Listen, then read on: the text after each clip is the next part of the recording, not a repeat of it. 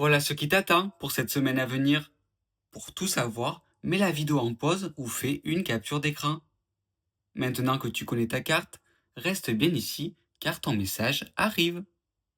Si tu as eu la carte numéro 1, cette semaine, tu pourrais recevoir un soutien ou une aide précieuse, matérielle, financière ou même morale. Il est aussi question d'apprendre à recevoir autant qu'à donner pour retrouver un équilibre juste dans tes échanges. On t'invite à rester ferme sur tes positions face à certaines oppositions ou critiques, car tu as les ressources nécessaires pour tenir bon. Tout cela t'amène vers une étape importante de complétude et d'accomplissement. Un cycle s'achève et tu prends conscience de tout le chemin parcouru. Ta phrase pour cette semaine est: je reconnais ma valeur et j'accueille l'abondance avec confiance.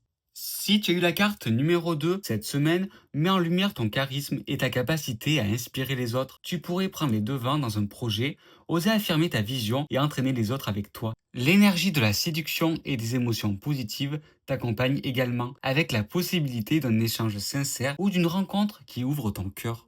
Enfin, la joie partagée est au rendez-vous. Des moments festifs, des retrouvailles ou un esprit de célébration viendront illuminer tes journées. Ta phrase pour cette semaine est: je m'autorise à rayonner et à partager ma joie avec les autres. Si tu as eu la carte numéro 3, cette semaine pourrait débuter avec certaines inquiétudes ou pensées qui tournent en boucle.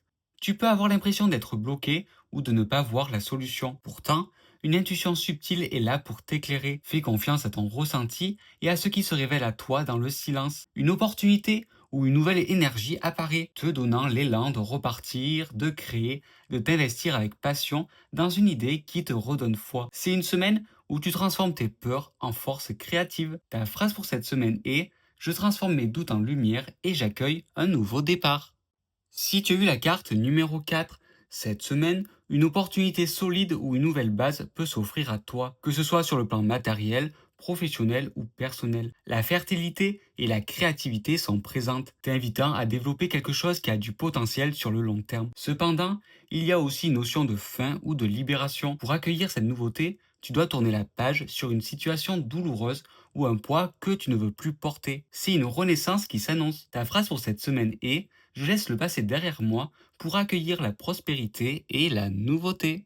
Si tu as eu la carte numéro 5, cette semaine marque une transition importante. Tu pourrais quitter une situation qui ne te convient plus afin de t'orienter vers quelque chose de plus juste pour toi. Ce passage peut demander du courage, mais il ouvre sur une libération et une grande prise de conscience. Tu comprends mieux ton chemin, tes choix, et tu entres dans une phase de clarté intérieure. C'est une phase de révélation et de renouveau. Ta phrase pour cette semaine est: je me libère de ce qui m'alourdit et je choisis la voie de ma vérité.